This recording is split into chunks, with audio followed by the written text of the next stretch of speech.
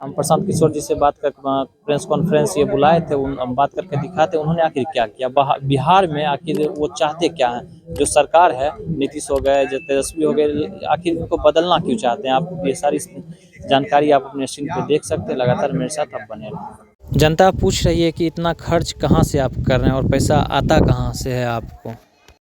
ये तो जब से ये अभियान चला है तभी से बताया जा रहा है।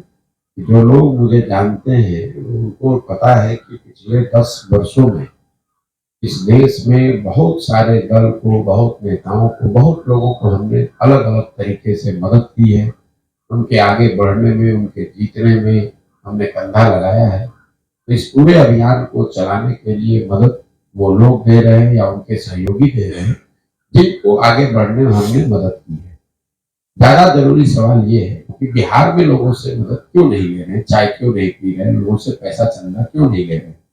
वो इसलिए इस अभियान में एक बात जो हम लोग कहते हैं कि चाहे आप गरीब से गरीब व्यक्ति हैं, अगर आप में आपकी नीयत सही है, आपका जज्बा, आप में जज्बा है, आप बिहार को सुधारने के लिए कुछ करना चाहते हैं, तो पैसे और जाति और बाहुबल की चिंता छोड़कर आप जन स्वराज से जुड़िए। जन स्वराज आपकी मदद करेगा ताकि आप अपने समाज के लिए, अपने परिवार के लिए कुछ कर सकें। बिहार में जो राजनीतिक गिरावट आई है उसकी एक बड़ी वजह यह है कि यहाँ पर जो समाज के सही लोग हैं उन लोगों ने पैसे या बाहुबल या जाति के प्रभाव में या उसके डर से राजनीति को छोड़ दिया है, राजनीति से अलग हट गए।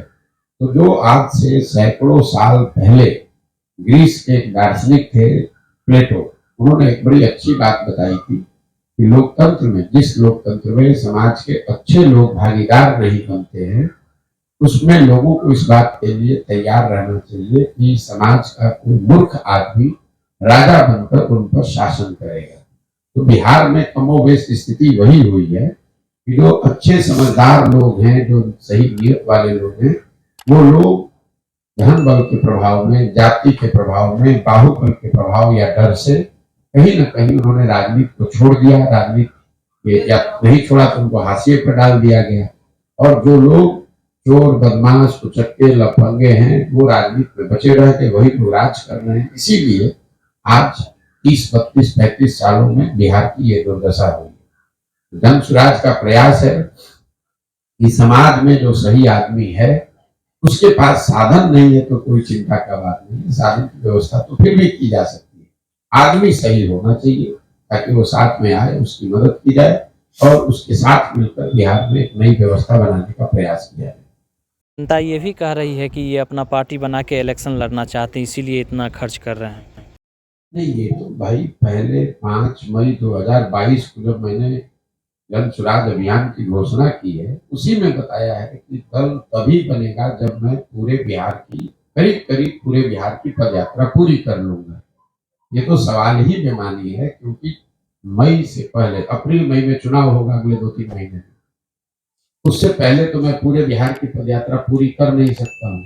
तो स्वाभाविक है कि उससे पहले दल बनाकर चुनाव लड़ने की कोई संभावना नहीं है। लेकिन जहां पर पदयात्रा हो गई या जो लोग इस सोच से, इस विचार से जुड़कर इस पूरे अभियान का हिस्सा है, अगर वो दल, वो लोग किसी जिला में, किसी लोकसभा क्षेत्र में ये तय करते हैं कि हम लोग को चुनाव में भागीदार बनना है, तो वो निर्दलीय प्रत्याशी के तौर पर भागीदार बन सकते हैं। और अगर संगठन के अभियान से जुड़े हुए लोगों की सबका मत होगा तो उनकी मदद भी की जाएगी। आपने देखा होगा कि पहले 5 जिले में जब पदयात्रा पूरी हुई तो शिक्षकों के एमएलसी का एक उपचुनाव हुआ। सारे साथियों ने ये कहा कि जन स्वराज अभियान में हम लोग शिक्षा की इतनी बात कर रहे हैं तो शिक्षकों के एमएलसी का चुनाव हम लोग को लड़ना चाहिए।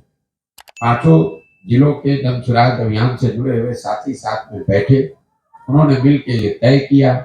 उन्होंने मिलकर एक उम्मीदवार अफाक अहमद को चुना और उनको निर्दलीय उम्मीदवार के तौर पर चुनाव लड़ाया गया और वो एमएलसी जीत कर आए हैं। तो आगे की दिशा भी यही होगी। दल बनाकर चुनाव लड़ने की बात तभी होगी जब दल बनेगा, और दल तब बनेगा जब मैं पदयात्रा पूरी करूँ।